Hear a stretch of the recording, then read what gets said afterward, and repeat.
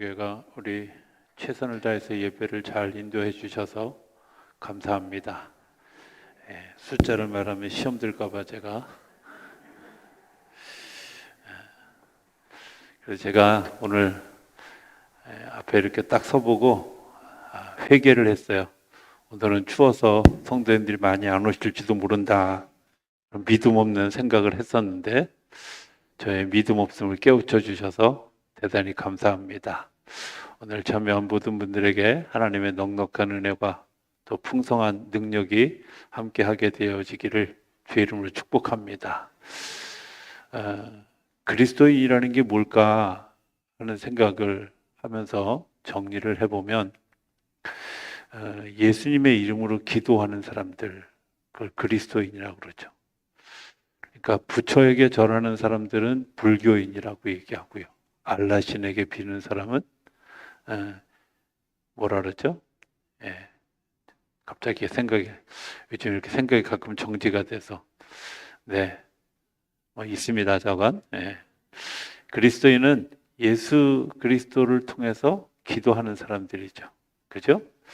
또 조금 더 믿음을 가지고 있는 사람들은 어떤 사람일까? 기도의 문이 열려져 있는 사람들이죠. 조금 더 잘 믿는 사람들은 어떤 사람들일까? 내가 기도하고 응답을 경험하는 사람들이죠. 조금 더 나아가면 이런 것 같아요. 내가 기도하고 응답받는 행복함으로 사는 거죠.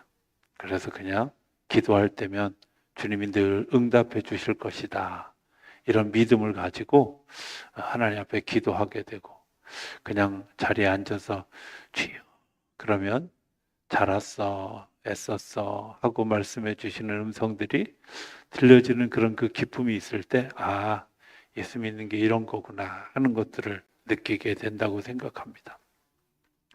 교회는 그럼 뭐 하는 곳일까? 교회는 만민이 기도하는 집이죠. 그렇죠? 기도하는 곳입니다. 기도하지 않는 사람은 절대로 건전하게 성장하지 않습니다. 믿음은 기도하는 데서부터 시작합니다. 우리가 그 아이들을 키울 때 아이들이 잘 자라고 있는 표징들이 있잖아요. 이게 사람을 알아보는 것, 그 다음에 뒤집는 것, 기는 거, 앉는 거, 서는 거, 걸어가는 거, 조금 더 하면 엄마 아빠의 목소리를 알아듣고 또 눈으로 대화하고, 그리고 자기의 의사를 표현하는 말을 하는 거, 이게 다 자라는 과정이란 말이에요. 기도는 내가 하나님에게 말을 하고 하나님의 이야기를 듣는 거죠. 교회는 그것을 위해서 준비되어진 자리고, 그것을 하는 교회, 기도하는 교회가 건강한 교회이고, 기도하지 않으면 성장하지 않는다는 거죠. 기도하는 마음, 그 신앙을 생활화하는 것, 그건 기도에서부터 시작한다고 할 수 있습니다. 이런 사람들이 기독교인인데 그렇게 기도하다 보면 원수도 사랑하게 되고 시험도 이기게 되고 모든 일에 능력이 있는 사람이 되게 되는 거죠.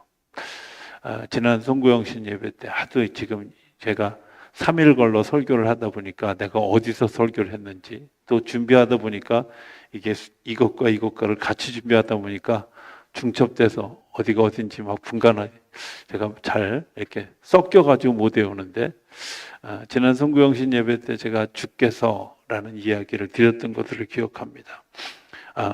부흥은 주님의 손 안에 있습니다. 부흥은 엄밀하게 이야기하면 주님께서 이곳에 임재하시는 것이 부흥이에요. 그러니까 주님이 내 안에 들어오시는 것이 부흥이에요. 여기서부터 시작하는 거죠.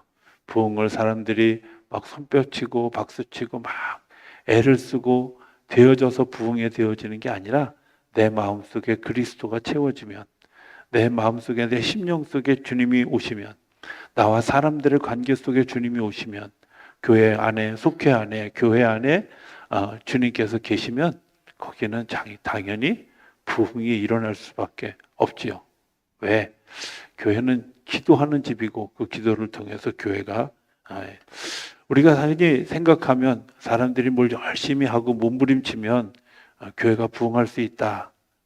땡 탈락입니다. 절대 그렇지 않습니다.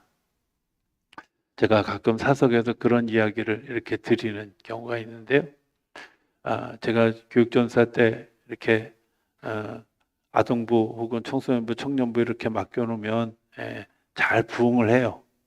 사람을 모으는 재주가 있었던가 봐. 근데 놀라운 건 성경학교만 끝나면 샥 수련회만 끝나면 샥 없어져요. 우리가 생각할 때 그렇게 열심히 하고 애를 쓰면 될 것 같다? 아니요. 생활이잖아요. 그죠? 제일 중요한 것 기도하는 일, 그런 것이라고 생각합니다. 특별히 오늘 본문을 잘 살펴보면 이제 부흥의 굉장히 중요한 요소 하나를 우리가 좀 발견했으면 좋겠습니다. 이런 이야기가 나옵니다. 사울이라는 사람이 예루살렘이라고 하는 곳에 가게 되었습니다. 자, 사울이 예루살렘에 갔다라는 말은 어떤 의미냐면 사울이 예루살렘에서 행한 과거의 전적들이 있어요. 그 과거의 전적이 뭐예요? 스데반을 죽이고 예수 믿는 사람들을 핍박해서 예수 믿는 사람들이 각기 사방으로 다 흩어졌어요. 정말 스데반이 그렇게 죽는 것을 통해서 예수 믿는 사람들에게 공포의 대상이 된 거죠. 그리고 다 두려워하는 겁니다. 만나지 않았으면 좋을 사람, 보이면 두려운 사람, 이게 사울의 모습이었던 거죠. 거기서 끝나는 게 아니라 이 사울이라는 사람이 다메섹이라고 하는 곳에 예수 믿는 사람들이 모여 있다는 일종의 근거지다라고 생각하고 예수 믿는 사람들을 잡으려고 다메섹으로 쫓아갔던, 이렇게 표현하면 좀 어떨지 모르지만 악질 중에 악질이 아마 이 바울과 같은 사람이었을 것이다. 바울은 예수 믿기 전에 악질이었습니다. 사도 바울이 믿는 사람들은 다 죽여야 한다고 생각했고 말살해야 된다고 생각했고, 그래서 예수 믿는 사람들이 다메섹으로 도망갔는데 도망간 사람들을 붙잡아 오겠다고 쫓아가던 아주 극악한 사람입니다. 사울이 그 사람을 따라서 사람들을 따라서 다메섹으로 가는데 예수님이 길을 막았습니다. 사울에게 물어봅니다. 네가 어찌하여 나를 핍박하느냐라고 물습니다. 여러분들 이 질문에 굉장히 묘한 뉘앙스가 있는 거 아십니까? 예수님이 사울에게 물은 질문은 이런 겁니다. 네가 어찌하여 나를 핍박하느냐. 사울은 예수님을 직접 핍박한 적이 없습니다. 예수님을 직접 핍박한 적이 없어요. 예수 믿는 교회를 핍박했던 거예요. 그런데 예수님은 그 교회가 나라고 얘기하는 겁니다. 교회는 예수 그리스도 자신이라고 얘기하는 겁니다. 어찌하여 교회를 핍박하느냐, 나를 핍박하느냐. 주님이 그것을 당신을 핍박했다고 얘기합니다. 그러니까 바울이 묻습니다. 누구십니까? 내가 핍박하는 예수다. 깜짝 놀랐습니다. 그리고 다메섹으로 가는 길에서 쓰러지고 다시 아나니아라는 사람으로부터 이제 도움을 받아서 그의 눈이 열려지고 난 다음에 사람이 180도 달라졌습니다. 어떤 사람이 쓴 책에 이런 내용이 있습니다. 예수 믿으면 사람이 달라진다. 예수 믿으면 사람이 변한다. 생각도 변하고 세계관도 변하고 가치관도 변하고 가슴도 변하고 생활도 변하고 다 변화됩니다. 그런데 자기가 보니까 그렇게 변화된 사람은 사울 한 사람밖에 없더라고. 이렇게 얘기하더라고요. 제가 그 말에 생각해 보면 동의해요. 제가 용산교회에서 있을 때 저랑 믿음 생활을 같이 하다가 나중에 횡성에 와서 이제 신앙생활을 또 같이 했던 권사님 한 분이 계셔요. 그러니까 그분이 비교적 젊었을 때 이제 제가 만났고 조금 더 나이가 들으셔서 만난 거죠. 그때는 제가 용산교회에 있을 때는 화장이라는 것이 그렇게 빈번하지 않고 거의 제가 32번 장례를 치르는 동안에 한 20번 이상을 매장했던 때였습니다. 그러니까 화장하는 게 아주 좀 이렇게 잘 문화화되어지지 않았던 때였습니다. 그 권사님이 그런 이야기를 하는 거 들었어요. 아이, 죽으면 다 똑같은데 자기 자녀에게 다 모아놓고 설날 예배 드리면서 날 화장해라, 야, 묘비도 세울 거 없다, 이렇게 당당하게 얘기하셨던 분이에요. 근데 횡성으로 이사를 오신 거예요. 그래서 왜 이사 왔나? 그러고 가만히 조심조심히 물어보니까 전국 사지에 땅을 찾아다니다가 횡성 그 골짜기에 묘할 땅을 사고, 그리고 오래 살려고 가묘까지 파놓고, 아니 도대체 이 양반이 예수를 도대체 그 젊었을 때 기계는 어디 가고 이렇게 됐나 싶을 정도로 초라한 모습을 보게 됐습니다. 70이 넘으니까 사람이 좀 달라지더라고요. 그렇죠. 우리가 예수 믿어서 달라진다고 이야기하지만 사실은 편차가 있죠. 높낮이가 있죠. 어떤 때는 여기서는 참 잘하다가 저기 가서 잘하는, 부흥사들이 가끔 얘기하는 그런 거 있죠. 어느 교회가 부흥회를 마치고 난 다음에 장로님 부인이 장로님이 요와 이불을 들고 교회를 갖다 놓더래요. 그래서 너무 궁금해서 목사님 물었대요. 아니, 권사님 왜 이러십니까? 그러니까 이 양반은요, 교회에 있으면 천사고요, 집에 오면 악마니까 천사 되어 살려고 여기다 갖다 놨다고. 그렇죠? 장소에 따라서, 상황에 따라서 사람이 달라지는 것을 보게 됩니다. 그런데 이런 측면에서 생각해 보면 오늘 본문에 나오는 이야기는 이해가 갑니다. 예루살렘 교회 사람들은 사울의 변화를 인정하지 않았습니다. 인정하겠습니까? 네, 두려워합니다. 그리고 무소합니다. 인정해 주지 않았습니다. 의심합니다. 저 사람 예수 믿은 척하고 예수 믿는 사람 명단 다 빼서 사람 죽이려고 하는 거 아니야? 잡아가려고 하는 거 아니야? 이런 의심을 합니다. 그 사람의 변화를 믿어주지 않는 거죠. 사울이 얼마나 답답할까요? 얼마나 마음이 힘들까요? 그런데 그 답답한 때에 바나바라고 하는 사람이 나타납니다. 우리가 좀 이제 한번 좀 깊이 생각해 봐야 될 문제를 얘기하려고 하는 겁니다. 이 바나바라고 하는 사람은 덕이 있는 화해자였고 중보자였습니다. 그가 믿은 게 분명히 있습니다. 뭐냐면 바울이 회개했다는 사실을 믿었습니다. 바울의 중생을 믿었습니다. 그리고 자기의 명예와 신앙적 인격을 다 걸고 보증하면서 이 사람은 중생한 사람이라고, 새 사람 된 사람이라고, 이 사람이 예수님의 제자라고 예루살렘 교회에 소개를 합니다. 여기서 끝나지 않습니다. 이 일에 문제가 되어서서 오늘 본문에도 30절에 보면 형제들이 알고 가이사랴로 데리고 내려가서 다소로 사울을 보냅니다. 그런데 사도행전 11장에 가면 그 다소에 가 있는 바울을 찾아가서 그를 설득해서, 그리고 그와 더불어서 안디옥에 와서 1년 동안 같이 목회를 하다가 이제 하나님의 부르심을 받아서 선교 여행에 같이 동행합니다. 믿지 않으면 할 수 없는 일들이지요. 바나바가 가지고 있는 굉장히 중요한 인격적인 요소였다고 생각이 되어집니다. 예수 믿는 것, 저는 특히 교회 부흥의 가장 중요한 요소 중에 하나가 뭐라고 생각하느냐면 편견을 없애는 겁니다. 사울이 변해서 바울이 됐습니다. 분명히 그의 과거는 교회를 핍박하던 사람이었습니다. 극악한 사람이었습니다. 그런데 변화되어 왔을 때 그거를 받아들일 수가 없습니다. 편견이 없어야 되는데 우리는 그렇지 못하는 거죠. 우리가 가지고 있는 또 다른 특징 하나, 과거를 묻는 거죠. 과거의 기록, 글쎄요, 잘 생각해 보면 하나님의 은혜 앞에서는 과거는 없습니다. 어쩌면 하나님의 은혜가 임하고 나면 그 사람이 과거에 가졌던 실패와 또 아픔과 그 사람의 실수들이 선교의 역량에 더 아름답게 사용되어지는 것을 보게 됩니다.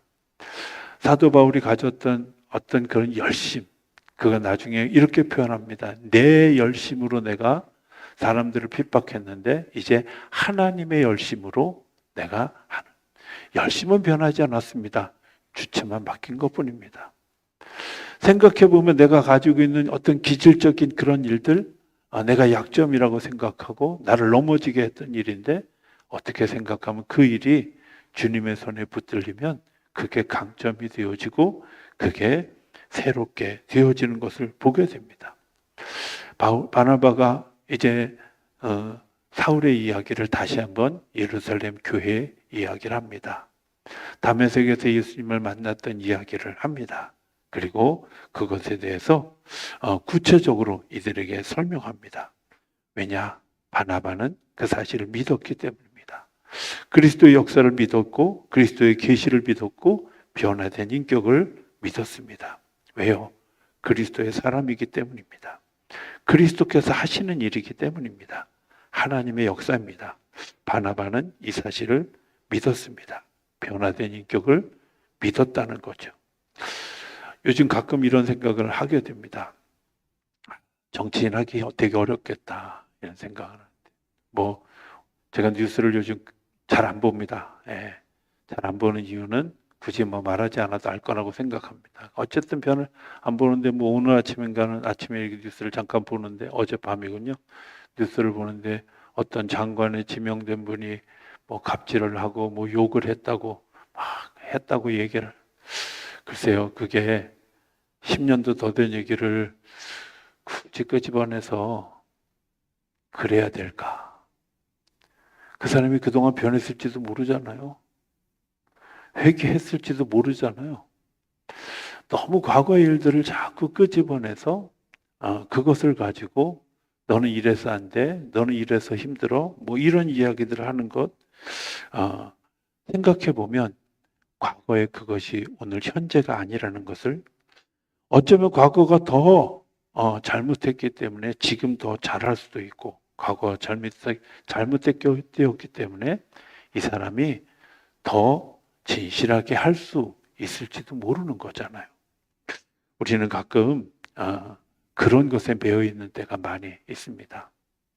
어느 심리학 책에 보니까 여자들은 그 변화의 계기가 되게 많이 있는 반면에 남자들은 평생을 살아가면서 한 7번 정도의 변화의 계기가 있다는 거예요. 쭉 길게 설명을 다 해놨는데 그 설명하려면 오늘 밤새야 되니까 제가 길게 하지 않지만 적어도 7번 정도의 변화의 계기가 있다는 거예요.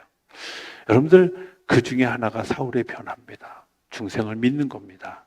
그리고 특별히 예수님을 만났고 예수님이 하신 일들을 믿는 거죠. 저는 가끔 이런 생각이 듭니다. 바나바가 바울의 이야기를 믿었다. 그것이 바나바가 바울이 변화되는 기적을 보았습니까? 현장에 있었습니까? 그런데 현장에 있지도 않았고 그냥 바울로부터 전해 들은 얘기입니다. 그것을 믿는 것은 바울의 인격도 믿지만 그리스도로 변화된 인격, 그리스도께서 하시는 일, 성령께서 하시는 일, 이것을 내가 받아들이고 믿는 거죠. 교회 안에는 굉장히 중요한 요소가 있는데 성령 안에서 행해지는 일들 때문에 일어나는 변화에 대한 그런 신뢰, 믿음, 이것이 너무 중요한 거죠. 우리는 가끔 그런 때가 많이 있잖아요. 저 사람이 과거에 어땠어? 그래요? 아니요. 생각해 보면 오리겐이라고 하는 초기 기독교 그 교리학자는 이렇게 얘기합니다. 교회는 영적 병자들이 모인 병원이라고. 그죠? 사실은 다 영적인 질병을 앓고 있는 사람들입니다. 저는 가끔 이렇게 물어보고 싶어요. 세상에 과거 없는 사람 다 나와보라고. 예, 아무도 안 나오는군요. 없다는 얘기잖아요. 제가 다니던 청소년기에 다니던 교회 안에서 제가 왜 그런 얘기를 듣게 되었는지는 잘 모르지만 이제 꽤 큰 교회였고 그 교회 안에서 어떤 일이 있었냐면 목사님이 이제 어떤 분을 권사님으로 권사님을 이제 임명하려고 하는 그런 이제 하니까 막 다른 여자분들이 막 되게 반대를 했어요. 반대 이유는 그 사람이 이혼한 사람이라는 거예요. 그 당시에는 뭐 정말 그게 굉장히 커다란 흠이었던 것 같이 생각이 되어져요. 그런데 이혼했기 때문에 그 사람은 안 된다는 거. 정말 그 담임 목사 시절에 여자 교인이 한 20명이 몰려가가지고 막 목사님한테 항의를 합니다. 제가 목사님이 얘기하는 걸 뒤에서 살짝 들었어요. 뒤에 들었는데 왜 들었는지 모르지만 제가 듣게 됐어요. 그랬더니 그분이 뭐라고 표현하냐면 이렇게 표현하더라고요. 살면서 당신들 남편하고 헤어지려고 하는 경험을, 그런 마음을 가진 적이 한 번도 없었냐고. 그러니까 물어보니까 이구동성을 왜 없어요? 하루에 10번 있지요. 그랬더니 그 사람은 용기가 있어서 한 거고 당신들이 용기가 없어서 못한 거지. 이렇게 얘기하시더라고. 그 다음에 한 말이 제가 너무 중요하게 생각해요. 뭐라고 얘기하냐면 남의 일 이야기하지 마세요. 그 사람의 뼈아픈 아픔이 있습니다. 말도 못할 고통이 있습니다. 남의 이야기 함부로 하지 마세요. 뭐 이래서 안 되고 저래서 안 되고 하면 우리가 하나님 나라에 구원받을 사람이 어디 있겠어요? 과거 없는 사람 어디 있어요? 다 아픔이 있는 거잖아요. 이런 분이 있어요. 제가 행성에서 목회할 때 저희가 이제 제가 가자마자 교회가 이제 앉혀 있는 땅을 도지 내고 썼었어요. 한 380평 정도 되는 땅을 도지 내고 썼었는데, 도지 뭔지 그냥 모르셔도 설명 안 하고 그냥 갈게요. 우리 요 땅 뭐 이렇게 쌀 몇 가마 계산해서 이렇게 1년치 주는 거 있잖아요. 그런 거예요.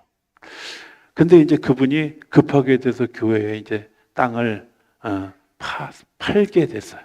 그리고 교회는 마침 그 땅을 사면 좋겠다 하는 생각이 든 게 제가 그 교회 가자마자 한 2달 만에 이제 그 일을 이루어서 어쨌든 그 땅을 사게 됐어요.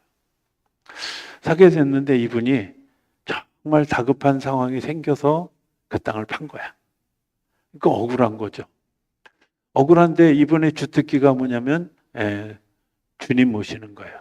예수 주님 말고 술 주님 모시는 게 주특기예요.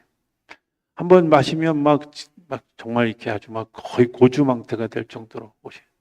어느 날 겨울에 전도사 나와 그러고 소리를 지르길래 그렇게 오래 걸릴 줄 알았으면 잠바라도 입고 나가는 건데 그냥 집에서 입던 옷으로 나갔습니다. 2시간을 저를 세워놓고 술주정을 하는 거예요. 그러기를 한 7, 8번 하셨던 것 같아요. 근데 어느 날 무슨 마음이 들었는지 정말 수요일 날 저녁에 아주 술이 만큼 돼가지고 예배 시간에 저 뒤에 와서 앉아 계신 거예요. 그래서 잘 오셨다고, 술 드시고라도 또 다른 사촌 주님 만나러 오셨으니 감사하죠. 그러고 막 이제 격려해드렸더니 그 다음 주일부터 교회 오시기 시작했어요. 술 끊었어요. 제가 세례 교육할 때 정말 은혜 받았어요. 그분이 이학연 성도님이었는데, 이학연 성도님, 세례라는 건 내가 홍해를 건너는 겁니다. 이 홍해를 건널 때는 은혜로 건너지만 돌아올 때는 배를 동원하고 가진 고생을 하고 아니면 홍해를 헤엄쳐 건너거나 뭐 이렇게 하지 않으면 안 될 만큼 굉장히 중요한 의식입니다. 지금이라도 물를 수 있습니다. 제가 이렇게 얘기했더니 답니다. 목사님, 제가 그렇게 결정하고 교회 나가기 시작했고 교회 나가고 술 끊고 그리고 새 삶을 사는, 정말 새롭게 그 1년 넘게 살다가 어느 날 정말 그분이 당신의 양아들이 있었는데 양아들이 당신의 돈을 막 이렇게 막 가져가고 나중엔 거의 훔쳐가고 굉장히 힘들게 하는 어느 날 그 속상한 일을 견디다 못해 장터에 나가서 오랜만에 한잔을 하시고 자전거 타고 오다 길에서 사고로 돌아가셨어요.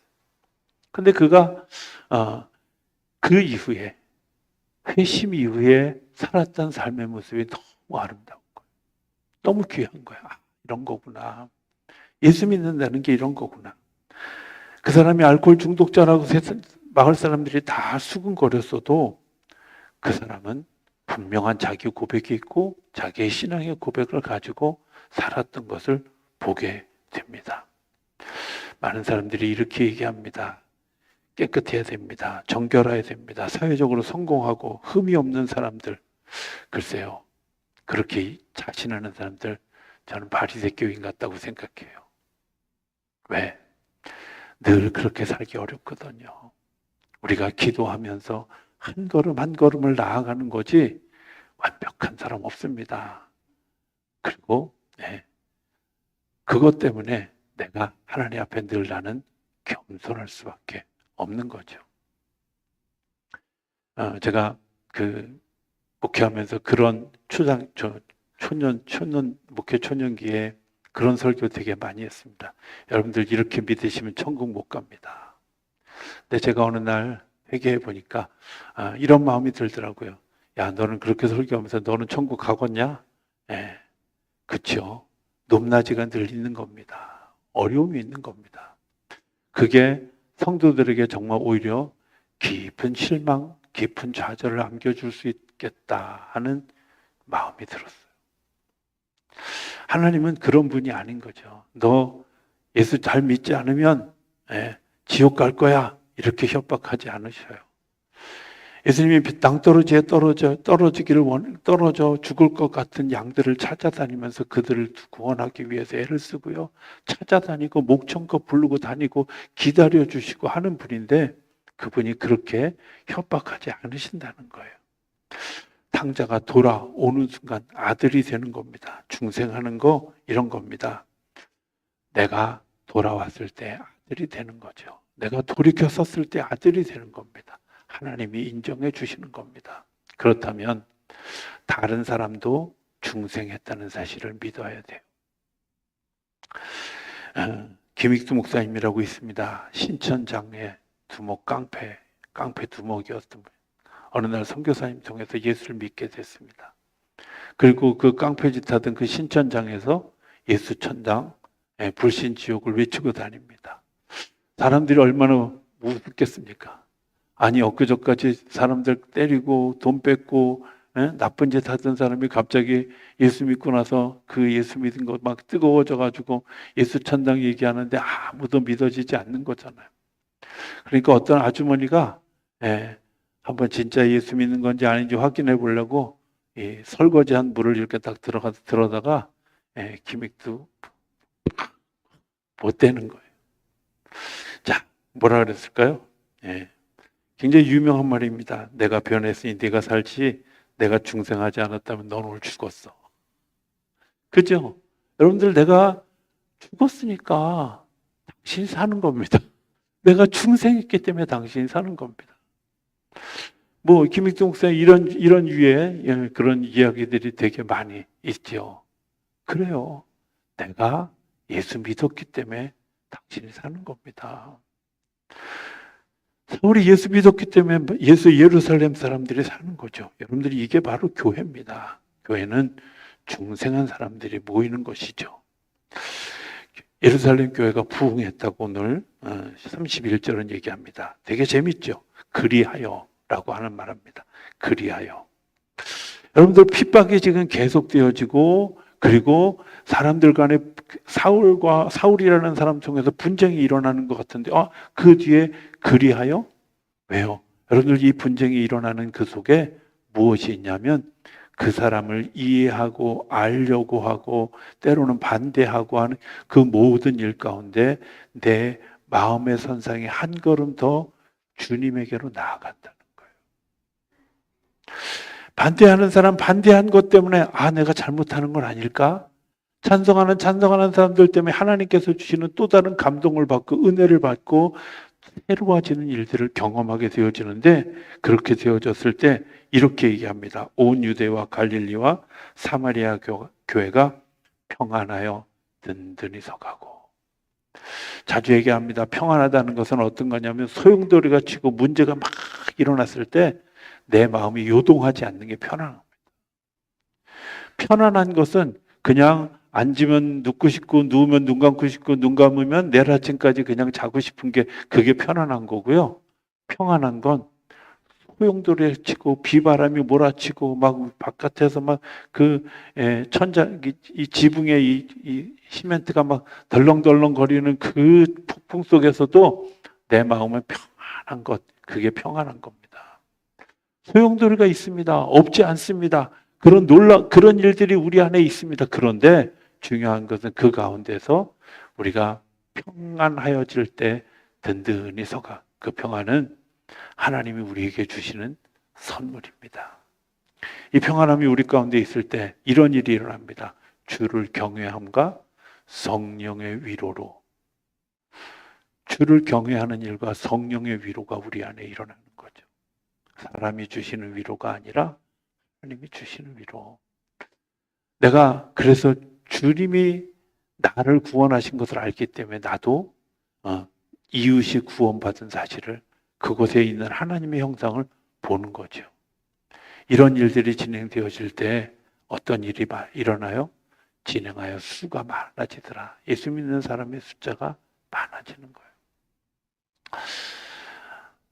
교회 부흥, 제가 작년 말부터 하나님께서 주시는, 굉장히 주시는 마음, 뜨거운 마음, 이런 겁니다. 우리 교회가 정말 2016년 한 해에 놀라운 일들이 일어날 거라고 저는 믿어집니다. 예. 안 믿어서 아멘 안 하는 분은 뭐 어쩔 수 없습니다. 그러나 분명한 것은 저는 그렇게 되어질 것이라고 믿습니다. 제가 목회하면서 단 한 번도 이렇게 선포한 적이 한 번도 없습니다. 왜?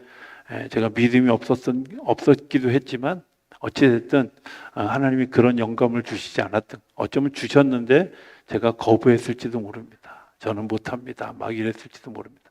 그런데 분명한 것은 어떤 때 하나님의 부흥이 일어날까요? 그것은 우리가 중생하고 그 중생한 사람들을 인정하고, 그래서 여러 소용돌이와 여러 사건들 속에서도 내가 주님을 경외하고 성령이 주시는 위로로 평안하여져 갈 때 그런 역사의 일들이 일어나게 되는 줄로 믿습니다.